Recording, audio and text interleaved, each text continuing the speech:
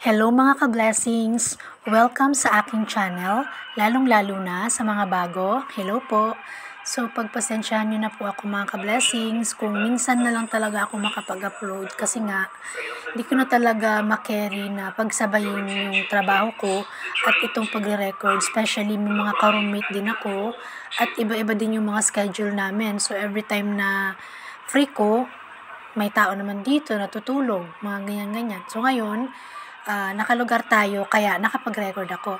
So anyway, sa ngayon, i-share ko lang muna sa inyo ngayon yung third time na nakasakay ako ng train dito sa Dubai, UAE.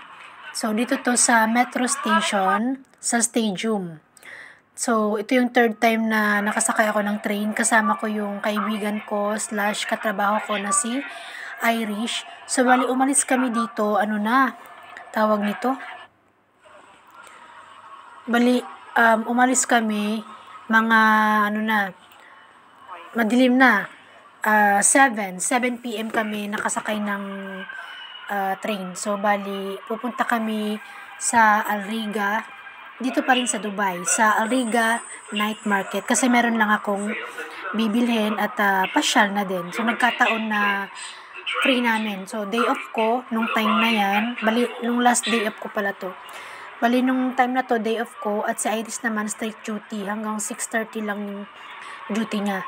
At okay din naman sa kanya, kaya sinamahan niya na ako para din alam niyo yun, ma-memorize ko din yung mga kasi hindi ko pa kabisado. Yun din yung isang reason kung bakit ako bakit ako nagpasama o umalis sa araw na ito ng day off ko, kasi para ma-memorize ko din yung mga daan-daan para every time na wala akong kasama, pwede akong gumalang mag-isa. So, ito ngayon, nakasakay na nga kami sa bus, mga ka-blessing. So, pag ganitong oras kasi rush hour na yung labasan na ng mga nagtatrabaho, ng mga estudyante, yung iba, papasok pa lang. Pero mostly, yung mga nagsisiuwian na mula sa kanilang trabaho.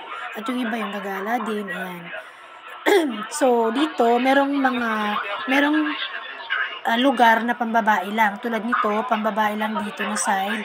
And then doon na side, panglalaki doon sa left side na pinakita ko sa'yo kanina. Yan. So, dito naman sa, guys, dito, hindi kayo mawawala kasi pwede naman kayong magtanong-tanong at saka ang dami ding mga Pinoy dito. And then, meron din mga sign, meron din nagsasalita kung ano na yung next station na mag-i-stop. Ayan, may nakalagay din, meron ding number. So, basta marunong lang kayong magbasa, marunong lang kayong makinig at magtanong, hindi kayo mawawala. Kahit hindi nyo alam, mag-explore lang kayo, matututo kayo. So, yun yung bago ko nga anuhin ngayon. Kasi, syempre, yung mga kasamahan ko na kahit same day off ko, syempre, may mga sari-sariling lakad dyan sila, especially yung may mga kakilala dito, yung may mga pinsan, ayan. Lakasan ko na lang para may sound. Yung may mga pinsan, ayan. So ito, nag-stop na yung bus. Nakikita nyo sa number 18, Abu Bakr. So dito sa time na to, mga ka-blessings, pumunta kami sa Jollibee. Kumain kami saglit bago kami umuwi. So ito na nga, nag-video lang si madam. Nag-video lang ako kunwari nung sumakay ako ng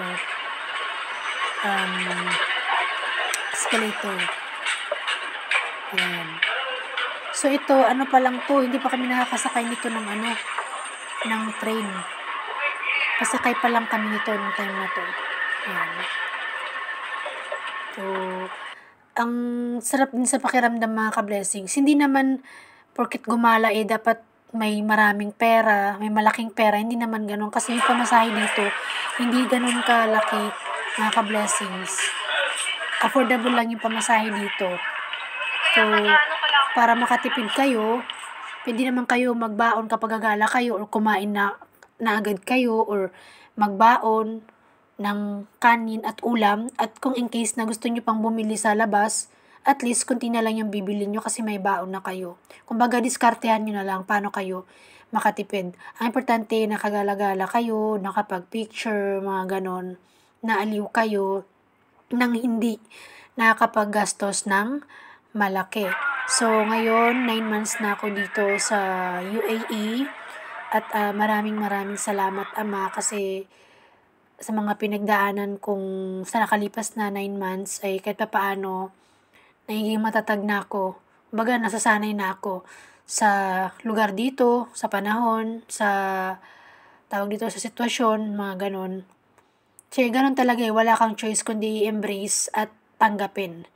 Kasi may reason kung bakit mo ito nararanasan kasi para matuto tayo, mas maging strong at may lesson din tayong mga matututunan dito.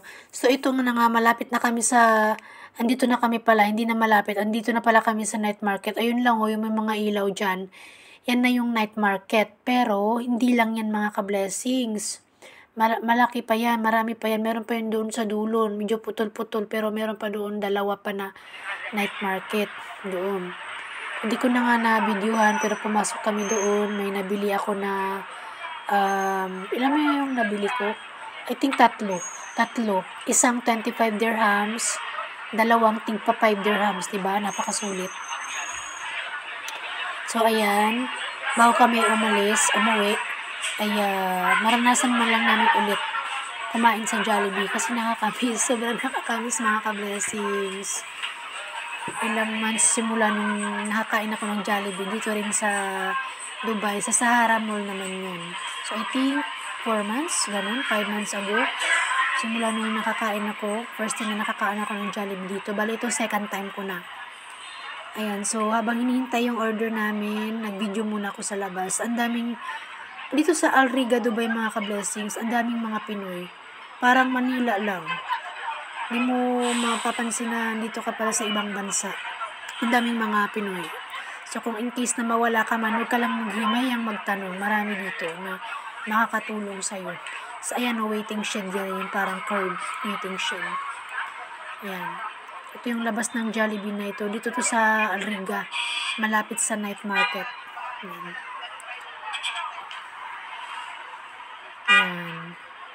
So, nakakatuwa lang. So, ito lang yung video ko sa ngayon mga ka-blessings. I-share ko lang sa inyo.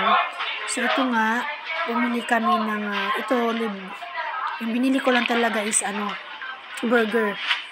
So, binilhan na lang din ako ni sis ng drinks at bumili siya ng kanyang chicken and french fries. Ayan. Paborito ko yung yung burger. Sarap ng nila eh. Ang sarap ng amoy ng burger. Pati yung meat. Tapos yung juice namin, pala yan mga ka-blessings. Pineapple juice. Ayan. Ayan, kasama ko sa Irish.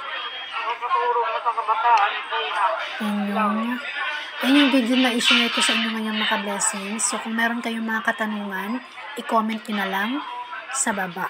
So, ayun lamang mga ka-blessings, yung aking video sa ngayon.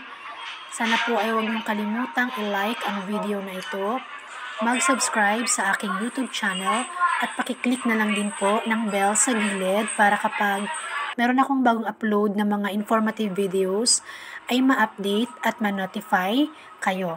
At meron po akong i-share sa inyo na quotes. Ang sabi dito, don't plan too much. Life has its own plans for you. Always remember that some of the most beautiful moments in your life are actually unplanned.